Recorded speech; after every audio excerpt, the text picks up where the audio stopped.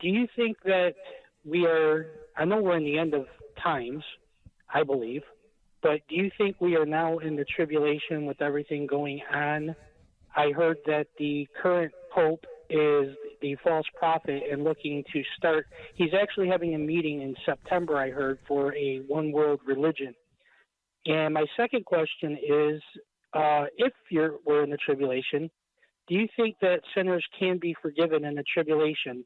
I was raised that they could not be, but then I learned that there was like a end of mercy, but you can still be forgiven, if that makes sense. I would just like to get your thoughts on those. Okay, well, I will say this: if there does develop a one world religion, that will be a very bad thing. Of course, yes. Because whenever you take all the religions and try to meld them into one, you have to come down to the lowest common denominator of them all and remove the distinctives of each of them. And of course, the main distinctive of Christianity is Christ risen.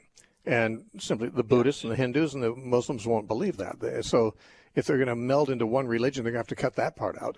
And so obviously one world religion just will not work, and it's not good. Do I think we're in the tribulation? I don't think we're in the tribulation that Jesus mentioned in Matthew 24 or that John mentioned in Revelation 7. In other words, I don't believe we're in that time that most people call the tribulation period. But Jesus did say, in the world you will have tribulation, but be of good cheer, I've overcome the world. Tribulation is a generic term in most parts of the Bible for just trouble. You know, the word thalipsis in the Greek actually means pressure. Tribulation is the word thalipsis in the Greek, and it means pressure. But, of course, it refers to persecution, it refers to affliction, and so forth. And Jesus said, oh, you're going to have plenty of that. And I do believe that we're in for some of that. I think we're suffering a little tiny bit of that right now. I mean, it's so minuscule compared to what has already been suffered by Christians throughout the world that I almost feel embarrassed saying that we're suffering here, because we're really not. It's just by comparison to what we're used to.